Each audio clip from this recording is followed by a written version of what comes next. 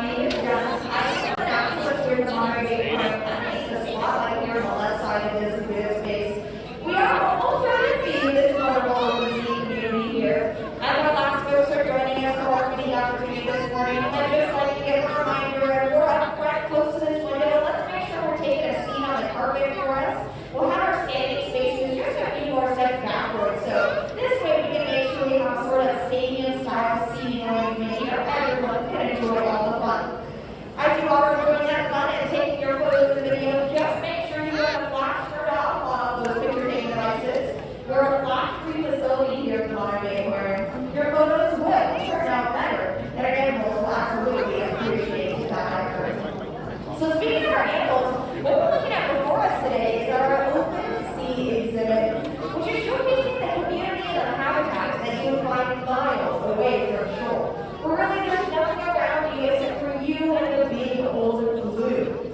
We don't have any rocks or plants or substrates built into this exhibit. That is intentional. This is a habitat these animals are normally found in. So this is how you get to see them displayed in those natural environments, really tapping into all of their instincts and adaptations that help them thrive in an open ocean space. And the open ocean, of course, is one of our largest living spaces on our planet, taking up most of our Earth's surface. So it's a pretty large home. And this right here, as massive as our exhibit is only a small recreation of it. But I'd like to give you some stats on how large this exhibit truly is before us. Our open sea exhibit here is about 1.2 billion gallons of seawater. Now keep in mind, if you were to take the water from every single other exhibit in our aquarium, pour that water into this space here, you wouldn't even reach the top. If you have spare 44 school buses lying around, you could park every single one right here in front of us. When I illustrate the point, this is a large exhibit. And if you want to see what that exhibit looks like from the top, take a look at the thermometer from outside this exhibit window. This is what our exhibit looks like from up above. Essentially a great big swimming pool, plenty of space on the edges for our animal care teams to work on their magic. In fact, that's where our team is right now putting the final touches on our meetings for this morning. And as much as I'd love to bring us all up there and get a first-person point of view of that excitement, frankly, we would not all fit. So I hope I have the next best thing instead. Because standing by up top right now, I'm just trying to colleague Ellie, and she has a lot of fun facts to share with us today about what our feed is going to look like. So let's go ahead and check in with Ellie now. Good morning, Ellie. How's it going up there? Good morning, Jen. It's going great. Can you hear me okay down there? Can you hear Ellie okay? Give me a wave, say good morning, show some love. Hi. That was beautiful. Perfect, folks. That was actually just for me, because Ellie can't quite see you. But it is about that counts. Isn't that right, Ellie? Absolutely. And I can feel your enthusiasm all the way up here at the top of the exhibit where our animal care team is getting ready for today's meeting. Getting ready for today's meeting. I know we're so excited to hear that, and we're also excited to see what it's going to look like. Ellie, can you tell us what our feed is going to go like today? Yes, so we'll be doing a feeding in two parts. First, we'll be target feeding a couple different animals. The pelagic rays, the green sea turtles, and our newest mola, the ocean sunfish.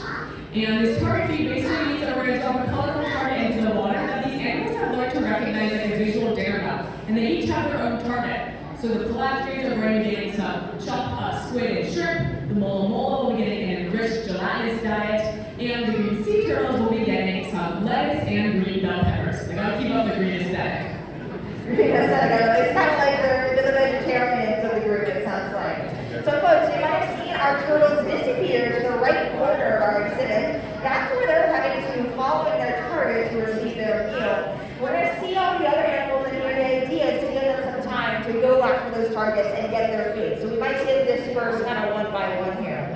But you did say two parts to this feeding, Ellie, so what comes after all the targets? Yes, next we'll be looking at a huge school of Pacific sardines. They'll be getting fed via a broadcast feed of our animal care team right over there. Toss some fish pellets and krill over the surface of the water, and whoever is hungry can come up and get a bite. Ooh, now I know we're seeing some of those sardines on the left side of the exhibit right now, folks, cooling at the bottom. Right at the very surface, you might see some pelleted food hitting the water very soon. That's going to be that food first course for our sardines. I was mentioning the pellets. You're probably also noticing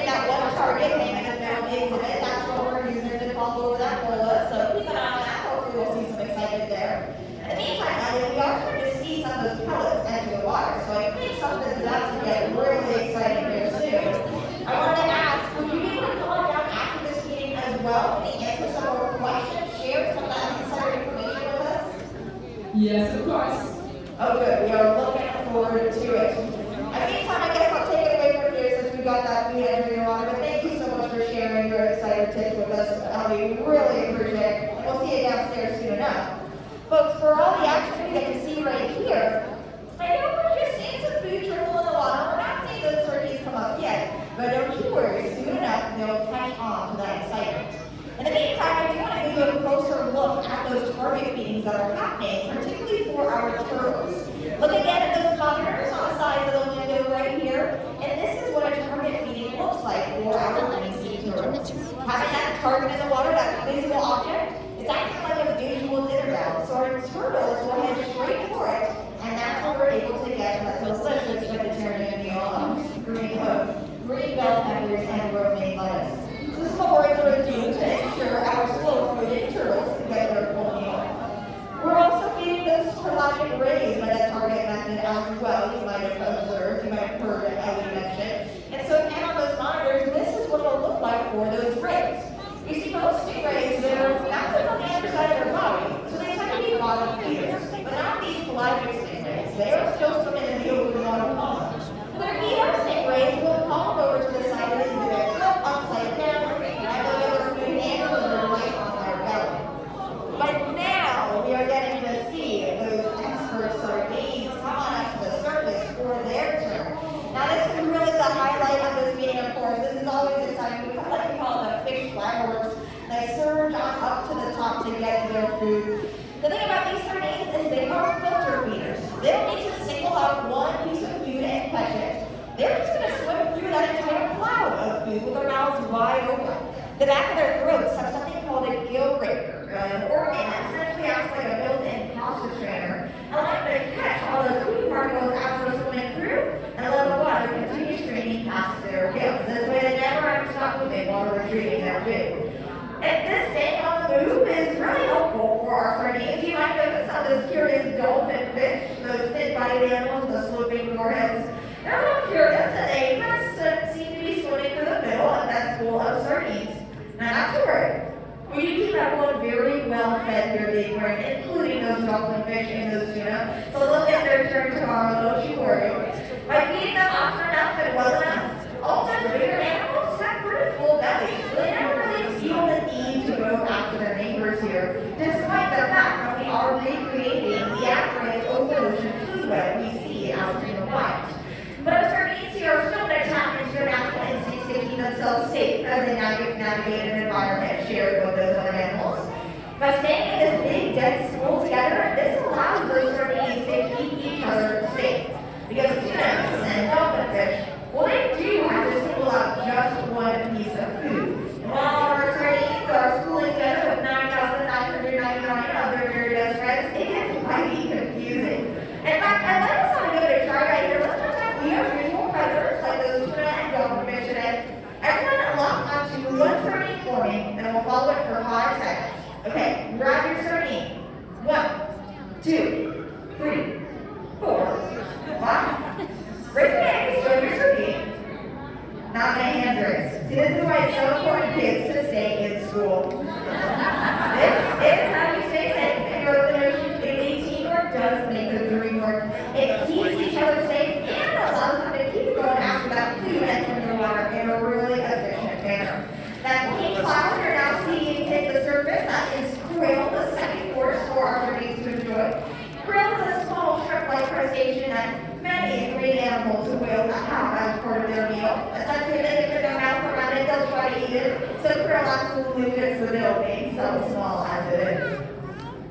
Now, when I look at these sardines schooling together, relying on each other, it reminds me a lot of the history of where we are now. Because this is an open ocean food web where everyone's relying on each other, sharing a community.